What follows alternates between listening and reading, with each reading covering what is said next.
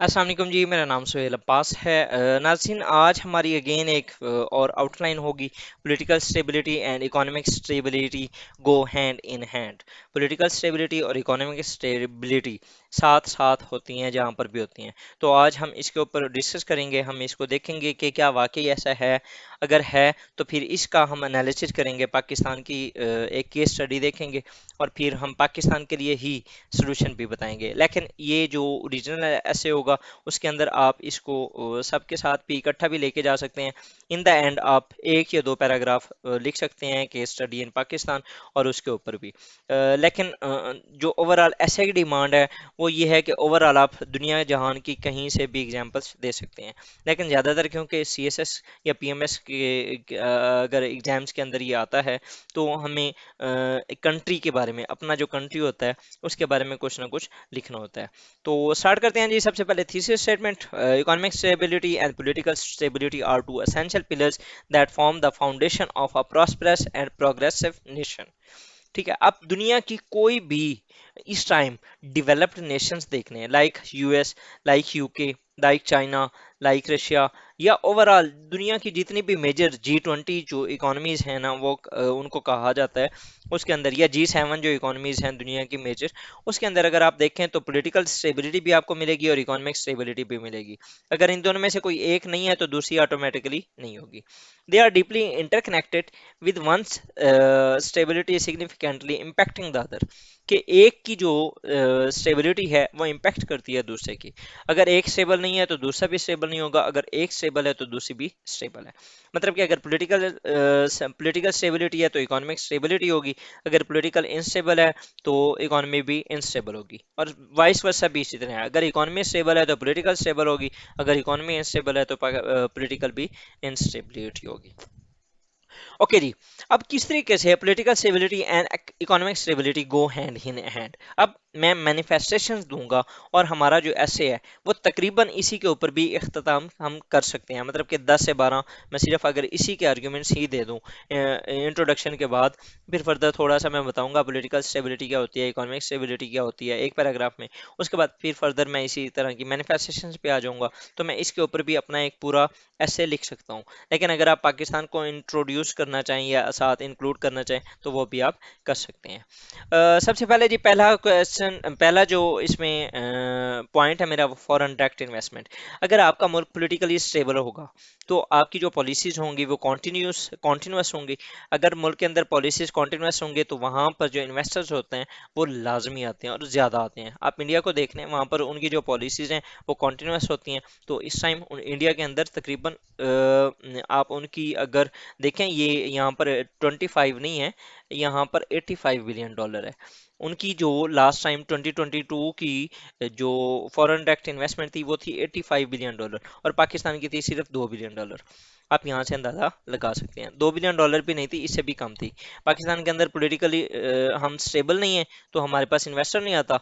और दुनिया जहान की, आप चाइना के अंदर देख लें, आप यूके, आप उसके अलावा आप इधर देखें जो एशियन टाइगर्स हैं, वियतनाम, सिंगापुर, मलाइशिया, इंडोनेशिया, वहाँ पर फॉरेन डायरेक्ट इन्वेस्टमेंट आपको ठाठे मारती मिलेगी।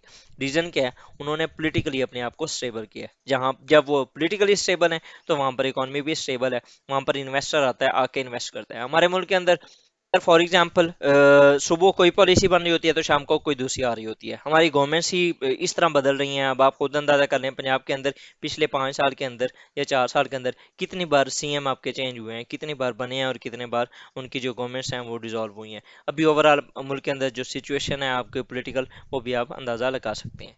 उसके बाद जी, पॉलिटिकल स्टेबिलिटी क्या कहती है कि ह्यूमन डेवलपमेंट होती है। जब आपके मुल्क के अंदर पॉलिटिकल स्टेबिलिटी होगी तो ह्यूमन डेवलपमेंट होगी। जब ह्यूमन डेवलपमेंट होगी तो वो क्या होगी? इन्वेस्टमेंट हो गई एजुकेशन के अंदर, हेल्थ केयर के अंदर, स्किल डेवलपमेंट होगी। तो वो क्या करेंगे? वो जो स्किल्ड यूथ होगी वो रेमिटेंसेस का बायस बनेगी, वो ओवरऑल मुल्क के अंदर इकोनॉमी को जनरेट करने की कोशिश करेगी। कैसे? अगर फॉर एग्जांपल मुल्क के अंदर एजुकेशन होती है, हेल्थ केयर के अंदर लोग आगे परसू करते हैं अपने करियर को, तो क्या होंगे? डॉक्टर्स बनेंगे, इंजीनियर्स बनेंगे, तो ओवरऑल जनरेट ही करेंगे ना कुछ। ठीक है, अर्न करेंगे तो फिर उसको कंज्यूम भी करेंगे। तो ये एक जो सप्लाई एंड डिमांड वाला जो इशू है ना, वो चलता रहेगा, और इससे मुल्क की जो इकोनॉमी है वो ग्रो करेगी। سملرلی اگر ملک ڈیموکریٹک ہے تو وہاں پر جو جنگیں ہوتی ہیں وہ بہت کم ہوتی ہیں، سو اکانومی اسٹیبل رہے گی۔ اس کی آپ اس کے لیے آپ نا دو آرگومنٹس دے سکتے ہیں۔ پہلی ڈیموکریٹک پیس تھیوری ہے، آئی آر کی ایک تھیوری ہے، اس کے اندر انہوں نے یہ کہا تھا کہ دنیا کے اندر جتنی بھی ڈیموکریسیز ہوتی ہیں وہ ایک دوسرے کے ساتھ جنگیں نہیں کرتی۔ سملرلی جو پلیٹو تھا فلاسفر، اس نے بھی کہا تھا کہ war is less likely where population is cohesive. تو آپ اپنے اس آرگیومنٹ کو ان دو اسٹیٹمنٹ سے اسٹرانگ کر سکتے ہیں۔ اس کے بعد فردر اگر ہم دیکھیں تو کرنسی اسٹیبلٹی، اب آپ ملک کے اندر ابھی پچھلے دنوں جو عمران خان صاحب کا اس کی اریسٹ ہوئی ہے اور ان کو جو ریلیز ہوئی ہے، جب اریسٹ ہوئے ہیں تو اسی ایک یا دو دن کے اندر ملک کو تقریباً جو ڈالر تھا 280 سے 299 پہ چلا گیا، لیکن جس دن ان کو ریلیز کیا گیا اسی دن ڈالر اگین 13 روپیز کم ہو کے 285 پہ آ گیا۔ تو یہ کیا ہوتا ہے؟ کرنسی کی جو ایک مینیپولیشن ہے overall due to the political stability. اب پولیٹکس کیا کر رہی ہے؟ اکانومی کو انفلوئنس کر رہی ہے۔ اگر فار ایگزامپل ملک کے اندر پولیٹیکل جو موومنٹس ہیں یا پولیٹیکل جو ایک ڈیولپمنٹس ہیں وہ پازیٹیو ہو رہی ہیں تو اکانومی کی طرف سے بھی پازیٹیو ہو گئے۔ اب دیکھیں نا کہ اگر عمران خان صاحب کو ریلیز کیا گیا اور ادھر سے یہ بھی ایک پازیٹیو ڈیولپمنٹ تھی، اور ادھر سے آپ کی جو کرنسی ہے وہ بھی اس نے اچھا خاصا روپے نے مارجن دیا، مطلب کہ 13 روپے جو اس کی ڈیپریسیشن تھی وہ کم ہو کے 299 پہ تھا پہلے ڈالر، اب وہ 285 پہ آ گیا۔ تو یہ کیا ہوا؟ پازیٹیو ڈیولپمنٹ تھی، مطلب کہ political stability and economic stability دونوں ایک ساتھ جاتے ہیں۔ فردر اگر ہم کریں تو اسٹرانگ ٹریڈ ریلیشنز ود، اب جب آپ کے ملک کے اندر پولیٹیکلی آپ اسٹیبل ہوں گے تو آپ کیا کریں گے؟ آپ کوشش کریں گے کہ آپ کے جو فرینڈلی نیشنز ہیں یا جو نیبرس ہیں ان کے ساتھ آپ کے ریلیشنز اچھے ہوں گے۔ لائک میں اس کی ایک ایگزامپل آپ کو دے دیتا ہوں۔ 2020 کے اندر ملک کے اندر نا اسلام آباد سیکورٹی ڈائیلاگس ہوئے تھے، اس وقت جنرل باجوہ صاحب تھے اور پرائم منسٹر عمران خان صاحب تھے، انہوں نے یہ پلیچ کیا تھا کہ we extend our hands towards all sorts of sides, مطلب کہ انہوں نے کہا تھا کہ ہم جتنے بھی نیبرز ہیں ان کی طرف ہم ہاتھ بڑھاتے ہیں کہ ہمارے ساتھ آ کے وہ ٹریڈ کریں، ہم پاکستان کو ایک اکانومک ہب بنانا چاہتے ہیں۔ ریزن کیا تھی؟ اس ٹائم ملک کچھ ٹو سم ایکسٹینٹ اسٹیبل تھا، ٹھیک ہے۔ اب فار ایگزامپل ہم جب ملک کے اندر پولیٹیکل اسٹیبلٹی ہوتی ہے تو ملک پھر کیا کرتے ہیں کہ فری ٹریڈ کرتے ہیں۔ آپ یورپ کے اندر کیا ہوتا ہے؟ وہ سارے پولیٹیکلی اسٹیبل ہیں، تو اب دیکھیں انہوں نے بارڈر فری جو ایگریمنٹس کیے ہوئے ہیں، فری ٹریڈ ایگریمنٹس کیے ہوئے ہیں۔ آسیان کے اندر یہی ہوا ہے، یورپی یونین کے اندر یہی ہوا ہے، U S M C A, United States, Mexico and Canada, ان کے درمیان بھی یہی اسی طرح کے فورن ٹریڈ ایگریمنٹس ہیں، ٹھیک ہے۔ لیکن ساؤتھ ایشیا کے اندر ہم نہیں کر سکے، ریزن ہماری اپنی انائیں۔ اس کے بعد یہ فردر اگر ہم دیکھیں تو اسٹرکچرل ریفارمز، اب اگر فار ایگزامپل ملک کے اندر جو آپ کی پولیٹکس ہے، آپ کی جو پولیٹیکل ایلیٹ ہے وہ کوہیسو ہوگی، وہ ایک دوسرے کے ساتھ لنکڈ ہوگی، وہ ایک ان کو پتہ ہوگا کہ ملک کی اندر جو پولیٹکس ہے وہ پراپر چل رہی ہے، اور سارے پارلیمنٹ کا جو فنکشن ہوگا، لیجسلیٹرز کا جو فنکشن ہوگا، ایگزیکٹو جو ہے وہ پراپر اپنے اپنا کام کر رہے ہوگا، تو الٹیمیٹلی کیا کریں گے؟ وہ ملک کی اکانومی کو بہتر بنانے میں اپنا رول پلے کریں گے۔ جو لیجسلیٹرز ہیں وہ اپنی پراپر پالیسیز بنا رہے ہوں گے، تو پالیسیز کیا ہوں گی؟ آپ اسٹرکچرل ریفارمز کریں گے ملک کے اندر، اکانومی اسٹیبل ہوگی، ٹھیک ہے۔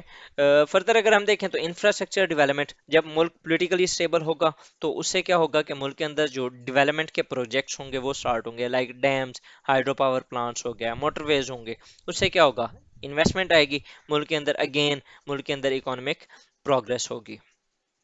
Similarly tourism and investment potential, اب ملک پاکستان کا 2001 سے لے کر 2018 تک Pakistan was a terrorist state, terrorist state in a sense کہ یہاں پر ٹیرر انسیڈنٹس بہت زیادہ ہوتے تھے، لیکن 2018 سے آنورڈ ملک کو پھر دوبارہ ٹیررسٹ سے ٹورزم اسٹیٹ کنسیڈر کیا جانے لگا۔